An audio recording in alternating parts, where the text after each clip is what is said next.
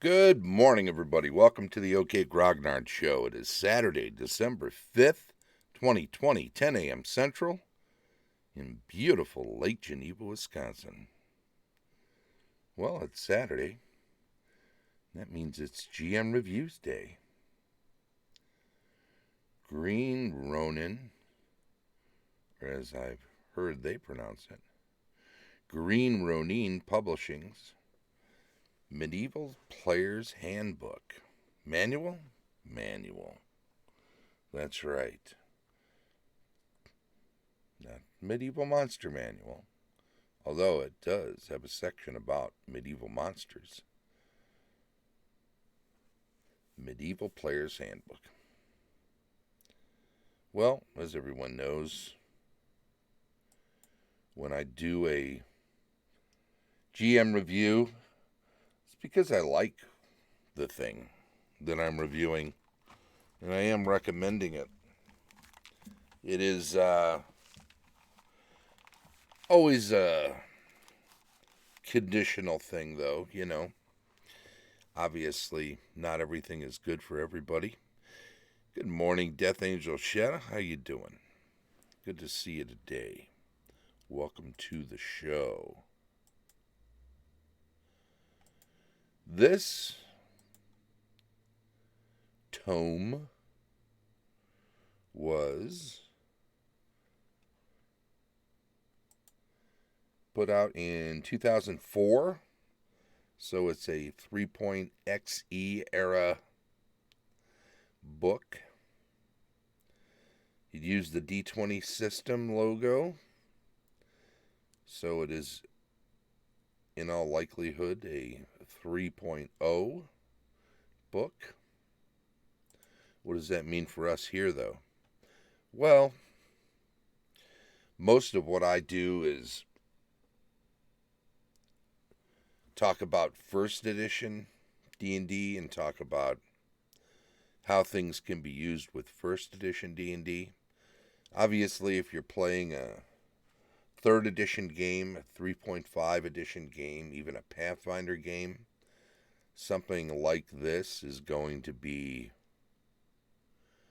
more readily useful, or maybe I should say easier to integrate into a campaign that you might be running. I asked how Death Angel's shadow was, and he said, "I'm awake." Saturdays, even in the era of the coronavirus, of COVID-19, are still days to sleep in, and maybe more so. Maybe weekend, if you're spending a lot more time indoors on weekends, maybe these are the days to catch up on that sleep. So when we get to, say, third quarter, what's the latest if things roll out and get manufactured and get distributed the way the current wisdom believes, then most of the population should have had the opportunity to be vaccinated by the end of the second quarter of this coming year. So we're talking roughly 7 months from today. We should be regaining a general sense of normalcy as far as what we're dealing with health-wise in the United States. I gotta get some kinks out of my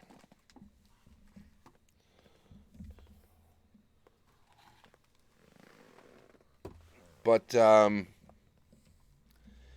even so, we're still going to be dealing with the financial fallout of what's happening now.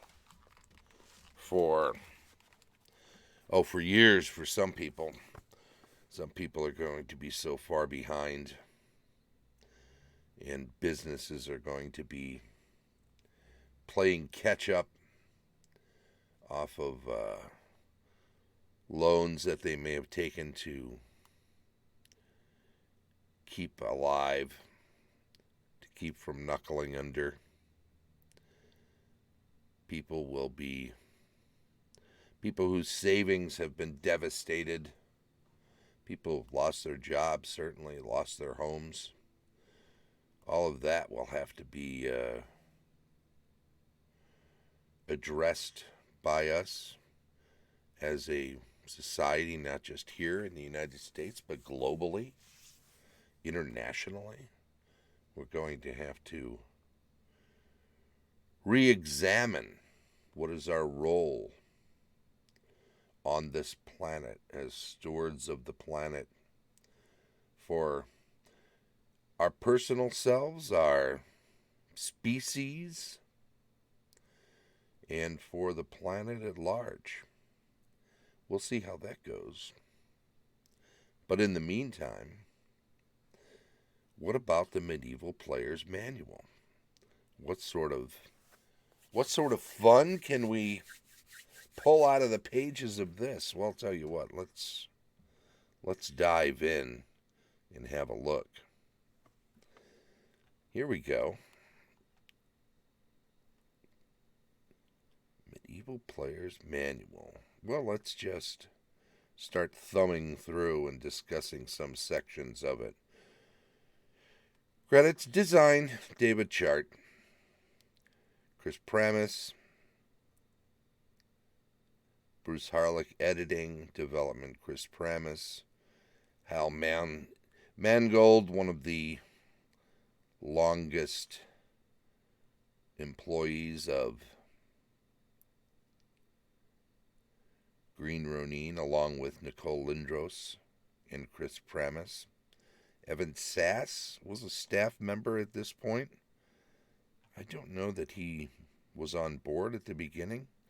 I believe this was jointly founded, Green Ronin, by Chris Pramis and Nicole Lindros, and may well be Hal Mangold was one of the founders, or at least there right from the start.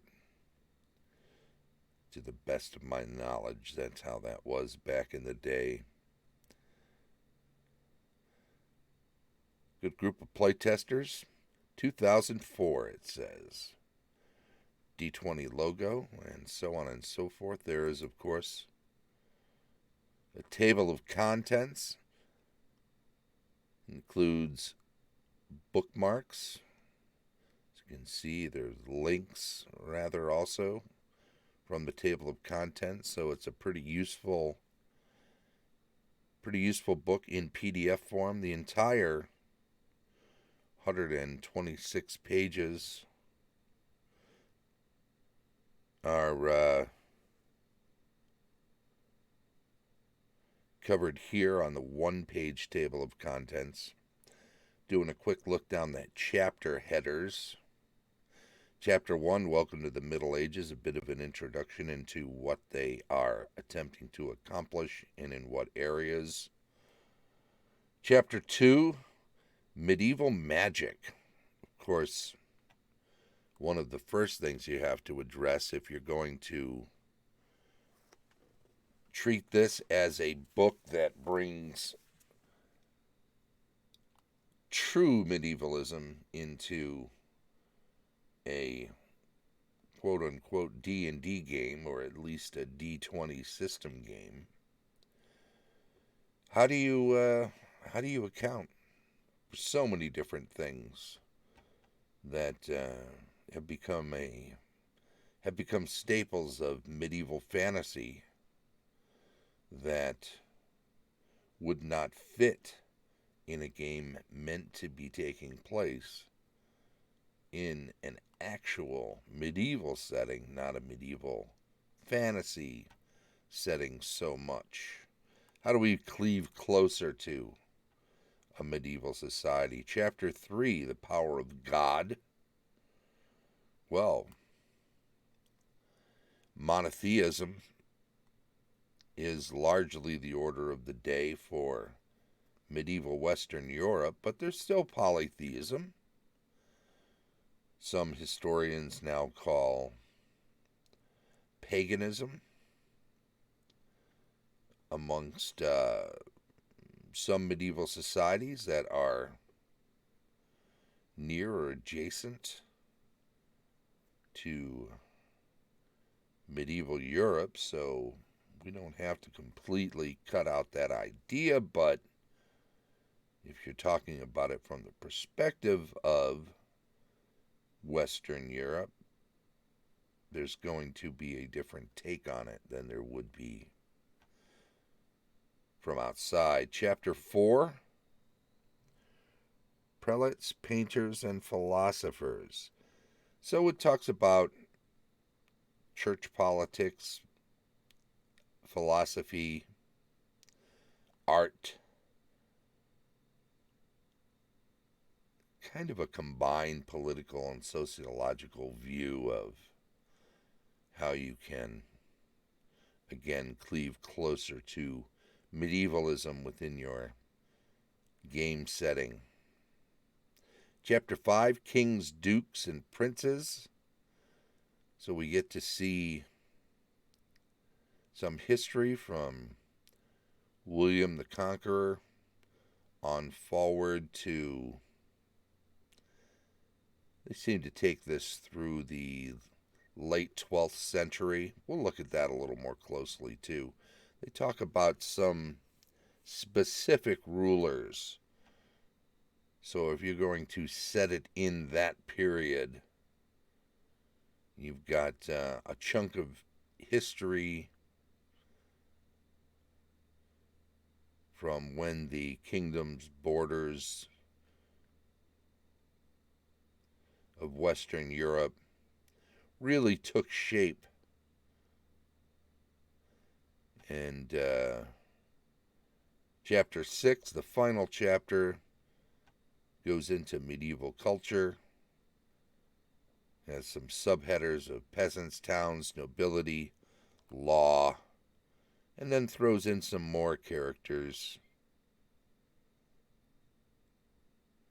to extend the idea behind people that would probably be known, if not universally, in this setting, at least far and wide. Not the only people, but they want to give you some examples. Of course, you always have history books to look to for more information. When we look in deeper, of course, open game license is right there.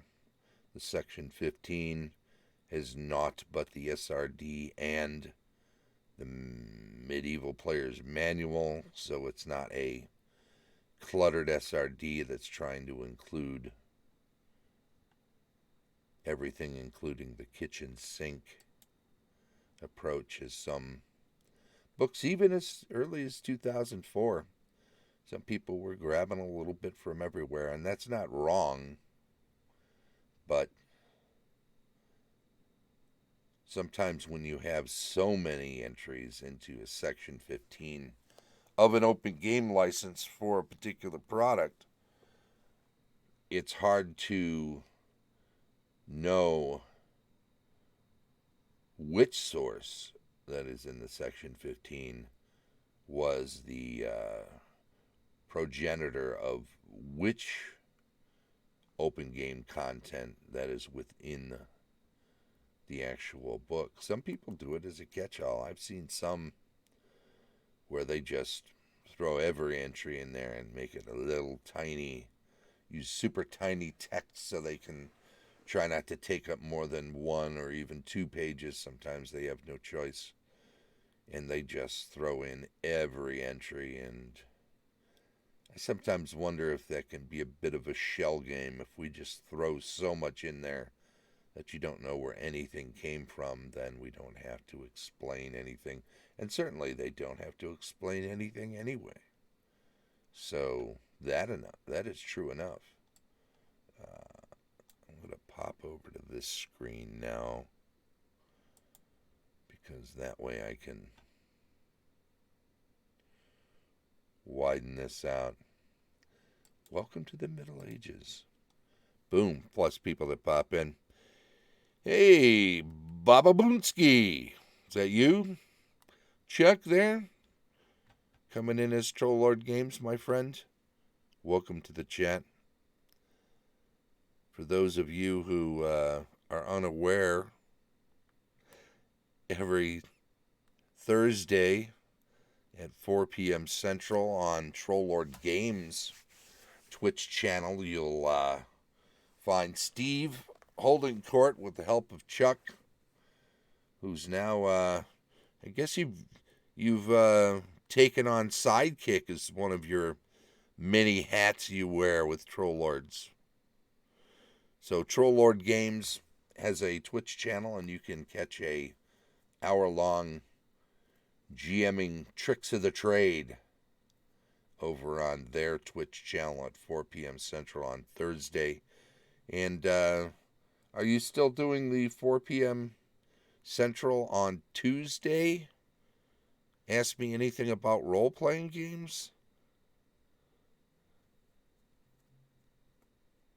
Is that still one of the regularly scheduled, or has that become on again, off again now? Maybe it's just the holidays have thrown off some of the scheduling. I'm sure there was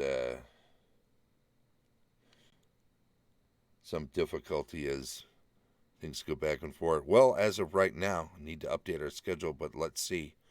Cool.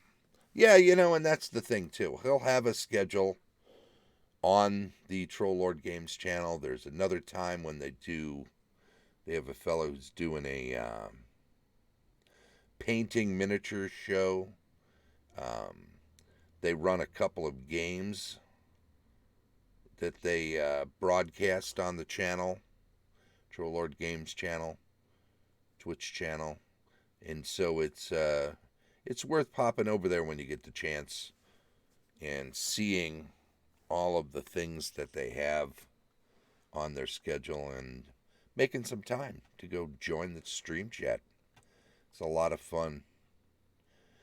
Well, let's dive back in here. Chapter 1, Welcome to the Middle Ages. They talk about their take on what the Middle Ages encompasses. Time of knights and castles, of quests and troubadours, of dragons and giants. In many ways, they are the period most familiar to fantasy role players. In other ways, they are less familiar. Well, then they get into real-world, contemporary religions. Everyone in Western Europe was either a Christian, Jew, or Muslim, and religion played a central role in everyday life. Bishops ruled extensive lands, church courts dealt with sexual offenses and debt, and the greatest wars were launched in the name of religion. On the other hand, there was no inquisition, and heretics were required to burn only their books. Strong-minded scholars and bishops could challenge the Pope and get away with it. And most of the time it was a church that called for aid to the poor and justice for the weak.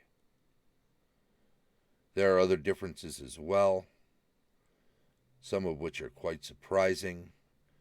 For many offenses, swearing to your innocence was enough to secure an acquittal, particularly if your family and friends were prepared to agree with you. Saints not only healed the sick, they cursed people who refused to give them money. The crown did not pass from father to son, but to anyone related to the previous king who could make and maintain a claim. People would queue up for hours to kiss a centuries-old corpse. We're talking about relics, the bones of saints and revered people who were near equivalent to saints.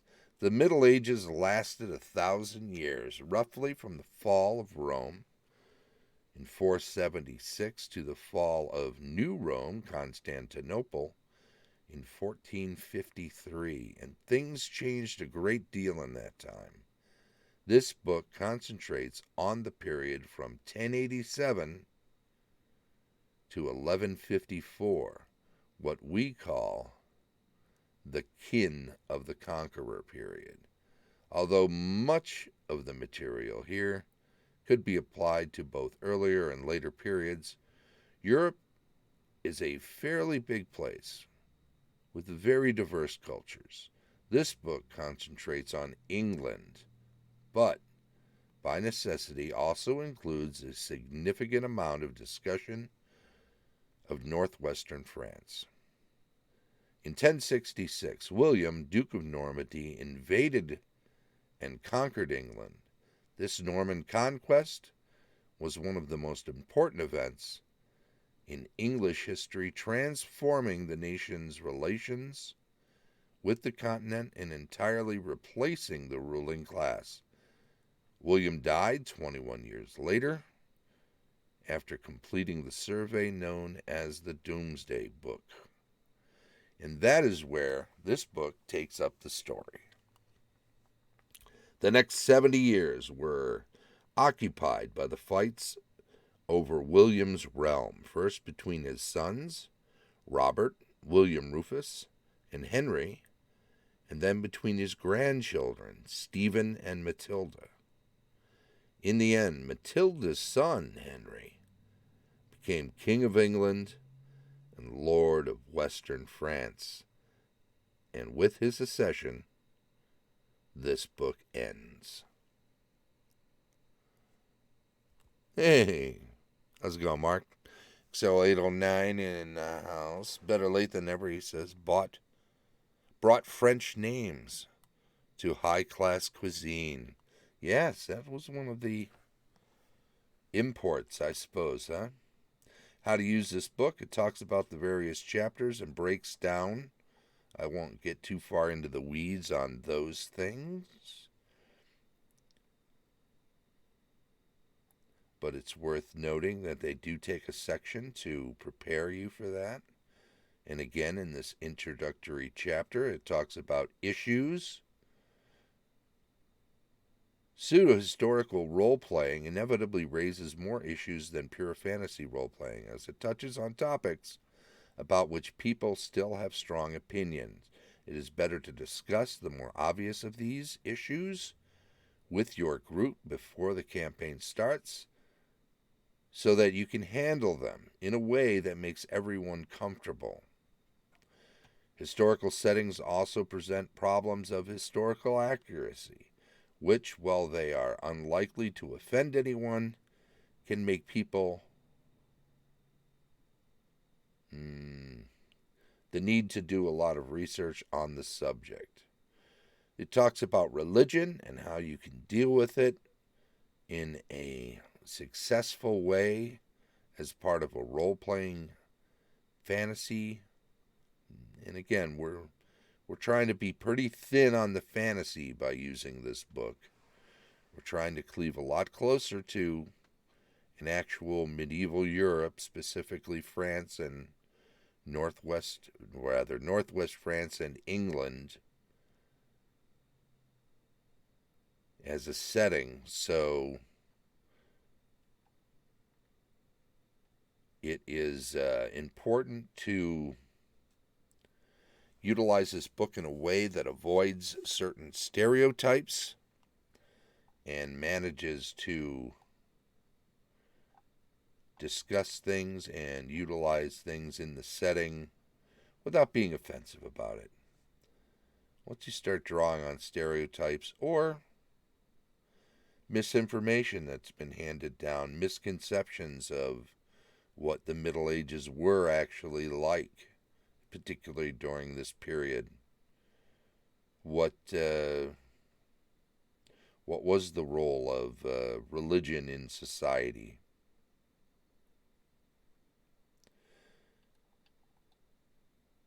And what about religions that weren't Christianity? How do those sidle up and fit within this vision of medieval society during this period for your games? Women, what about women? How prominent were they? How do you run a game in this day and age where women may well be players in your game and not address how women were dealt with in the society? What sort of reach and rank and status did they have? Well, this book does address that. It addresses race. It talks about how that can be handled within a game while cleaving close to what a medieval society was in actuality like. Discusses how to handle anti-Semitism, historical accuracy, discusses the game from that standpoint. How accurate is this going to be, and how do you handle if your player characters become involved in shaping world events? What is your role as a game master in sticking with established history? Because obviously, if you're playing in this period and you're basically looking at it in that wave of years from after the death of William the Conqueror on through the period where Stephen and Matilda were fighting their civil war over England, how do you, if they become involved with that, how do you deal with it? And what about magic? Magic is probably one of, I don't want to say the trickiest, I'm going to say one of the things that needs to be addressed most directly in regard to shifting a role-playing game from medieval fantasy to a more medieval or actual historical medieval setting. So it discusses how to deal with that. It talks about system notes. Now, obviously, in this book, you're going to be dealing with third edition nomenclature and mechanics. That does not necessarily need to be ignored. As we know, first edition D&D can be very much about utilizing subsystems. So if you want to take some of the system notes from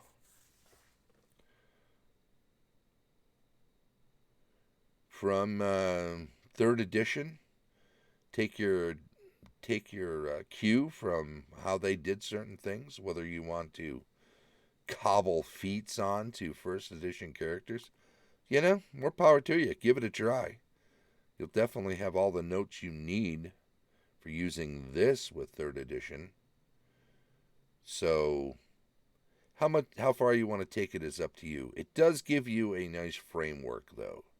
If you're familiar with D&D at all, if you're familiar particularly with any third edition, 3.5, Pathfinder, a lot of this stuff will make very real sense to you. If you've transferred any material from third or Pathfinder, 3.5 even, you'll already have an easier time because you'll be an old hand at that sort of adjusting. They give some information at the end of this chapter on further things to read. It includes some game books like David Chart's work at Atlas Games, Heirs to Merlin, discusses the Ars Magica book, which details England and Wales in 1220, which I'm sure was some inspiration. The Monks of Glastonbury, also by David Chart at Atlas. Some of my favorite books from the 3rd edition era include some Atlas books like Love and War, which was penned by David Chart. So look for that in an upcoming review. That and also 2 other books, Crime and Punishment, which was a Keith Baker Atlas book, and also Dionysian Demigods. Chris, I believe it's pronounced Aylott, Aylott, penned that one for Atlas. Those 3 books, very useful to me in developing a game setting beyond what I'd been doing for years. They help focus some of what you do. But there's a whole section here. And I would be remiss to not mention the Expeditious Retreat book, A Magical Medieval Society, Western Europe, which I think was the first book that addressed trying to make a medieval fantasy game focus more on the medieval. And I think it's well worth checking that one out yourself. Well, I'll tell you what, we're on our way here. I think overall there's a lot in this book. There's some new classes worth maybe integrating into your game. Of course, you'll have to make some mechanical adjustments. They are set up for 3rd edition. There are a few what were used in 3rd edition called prestige classes. Now, maybe that puts this in the 3.5 era, because I'm not sure those were available in 3.0. So 3.5 Pathfinder had prestige classes, which were the top ends of classes. You had to have prerequisites, and normally that would be inclusive of 5 levels or more in a base class: fighter, magic user, wizard in 3rd edition, cleric, thief, rogue in 3rd edition. So you would have to have spent some time in a base class before you could then take on a prestige class, which would supplant your higher levels from the original class.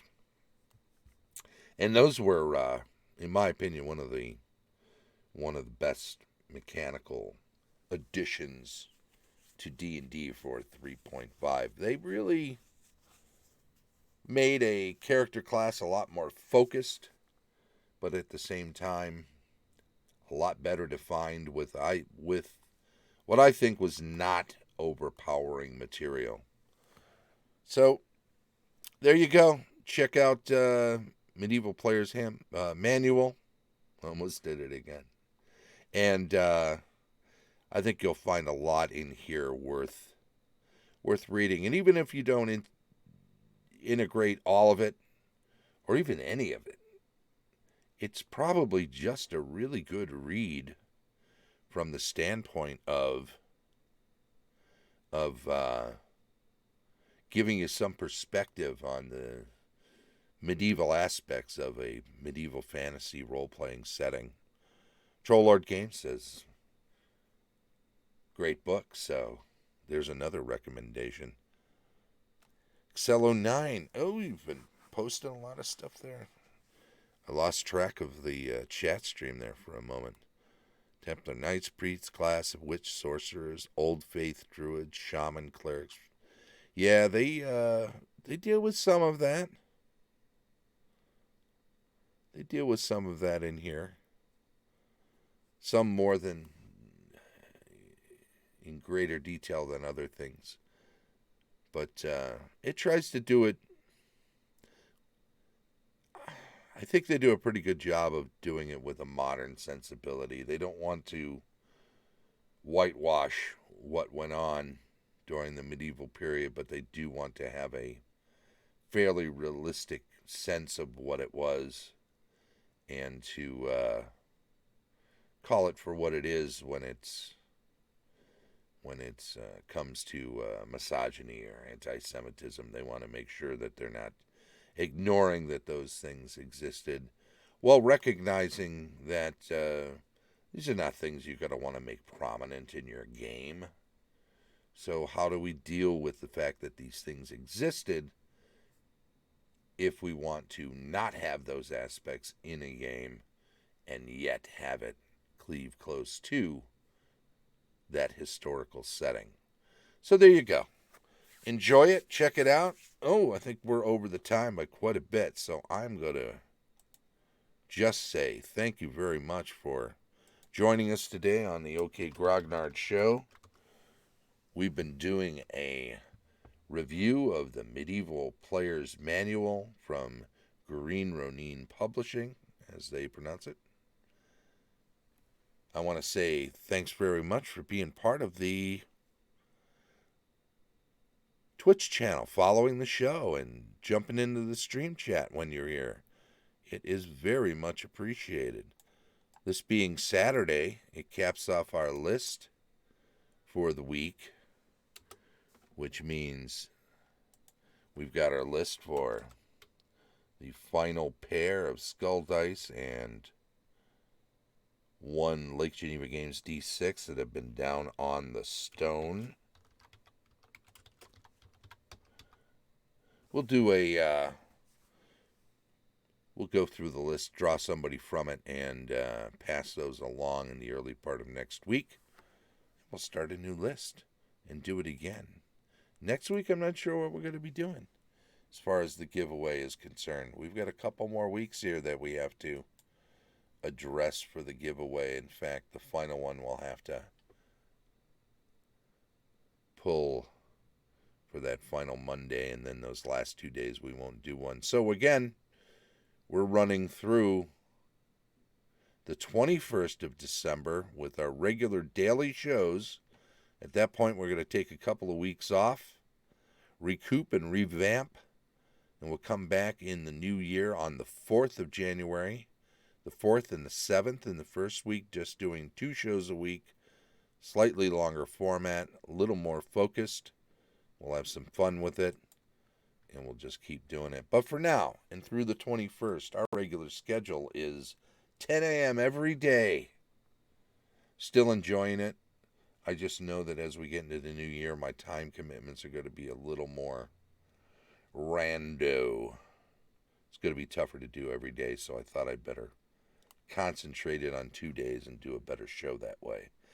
But for now, tomorrow, Rules Retrospective, weekly news and announcements on Monday, cartography and world building on Tuesday, campaign discussion on Wednesday, GMing tips on Thursday, Friday's building adventures, and it's back around the horn to GM reviews next Saturday. All of this at 10 a.m. Central every day. If you're catching up with this on YouTube, though, as a recorded show, then thank you very much. Please do subscribe to the channel. Give us a thumbs up on any videos that you've watched and enjoyed.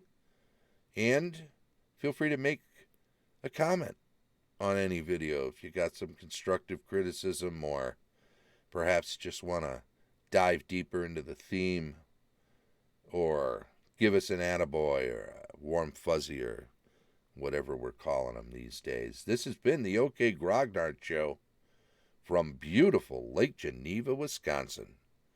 Bye-bye.